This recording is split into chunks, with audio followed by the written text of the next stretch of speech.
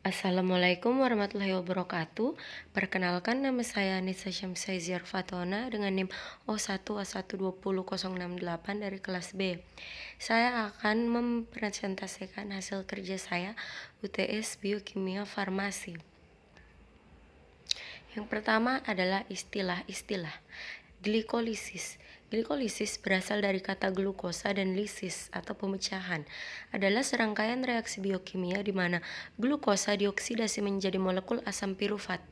Glikolisis adalah salah satu proses metabolisme yang paling universal yang kita kenal dan terjadi dengan berbagai variasi di banyak jenis sel dan dalam hampir seluruh bentuk organisme.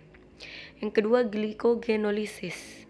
Glikogenolisis adalah lintasan metabolisme yang digunakan oleh tubuh selain gluconeogenesis untuk menjaga keseimbangan kadar glukosa di dalam plasma darah untuk menghindari simptoma hipoglisemia. Selanjutnya, glikogenesis. Glikogenesis adalah lintasan metabolisme yang mengkonversi glukosa menjadi glikogen untuk disimpan di dalam hati.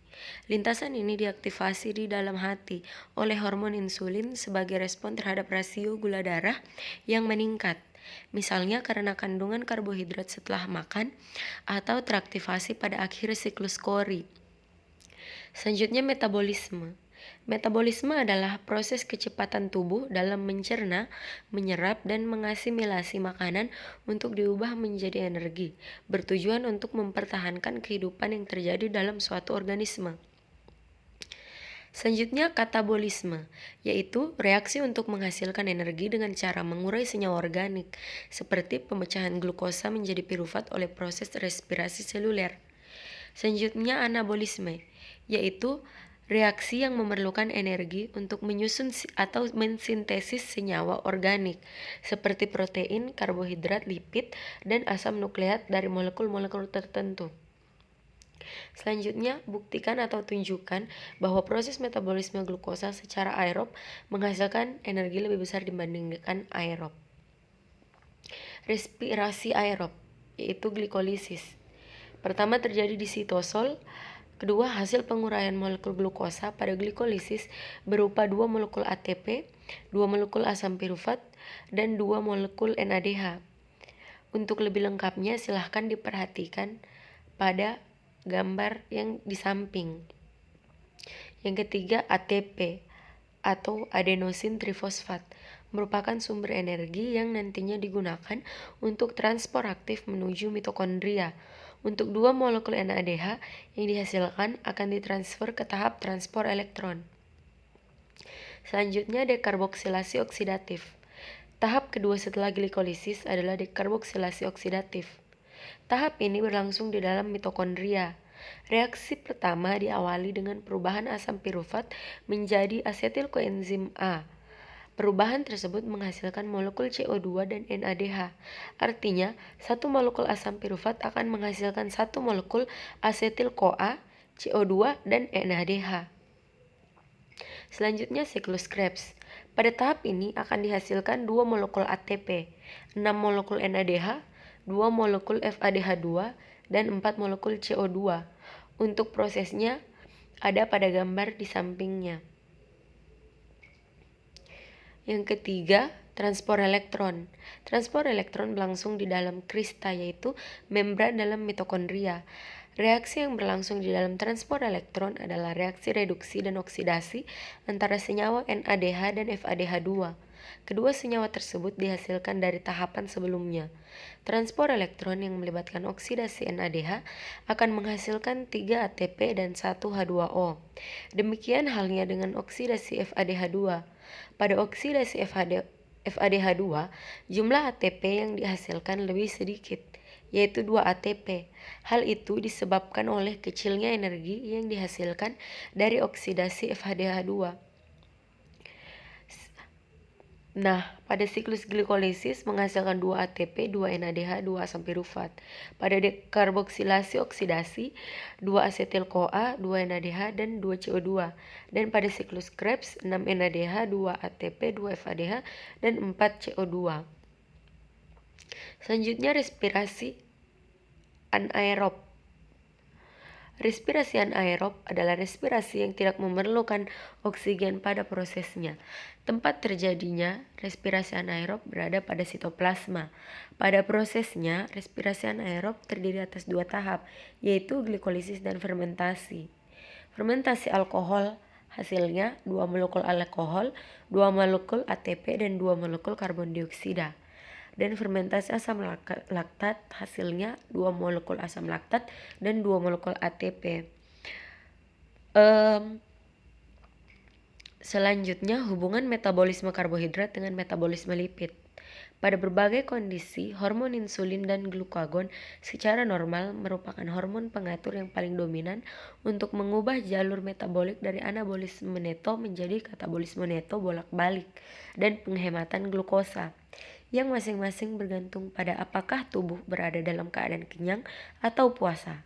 Kedua hormon ini memegang peranan penting dalam metabolisme karbohidrat, protein, dan lemak.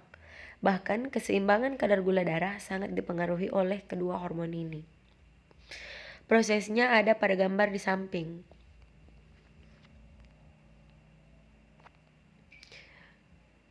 Tunjukkan bahwa energi dihasilkan dari metabolisme lemak lebih tinggi dibandingkan energi yang diperoleh dari metabolisme karbohidrat. Pada gliserol akan menghasilkan 16 ATP dan asam lemak menghasilkan 14 ATP. Silakan diperhatikan gambar metabolisme lipid yang tertera.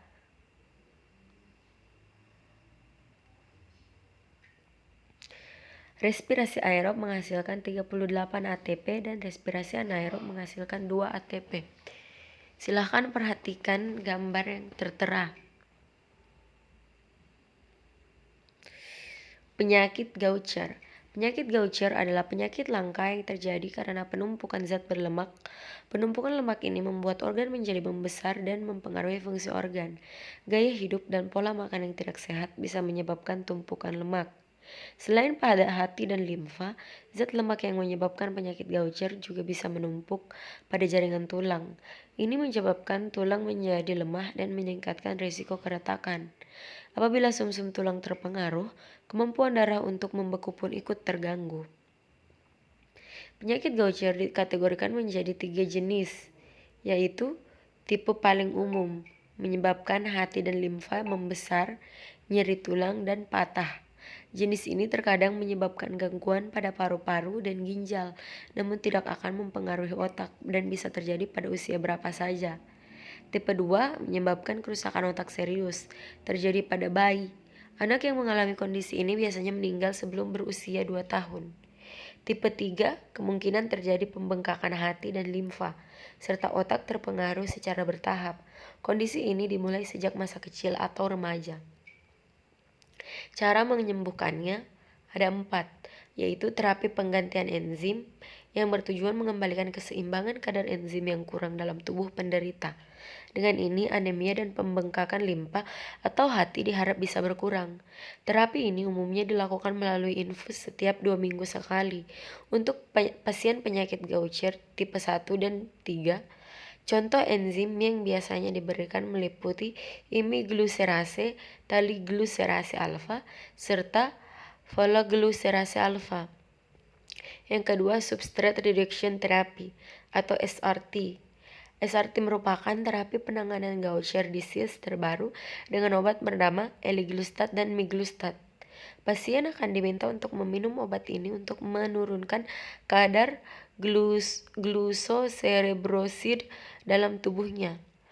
Yang ketiga, operasi. Bila dibutuhkan, dokter dapat menganjurkan operasi pada pasien Gaucher disease. Contohnya, operasi pengangkatan limpa yang membengkak atau operasi penggantian sendi. Transplantasi sel punca atau stem cell juga bisa menjadi pilihan.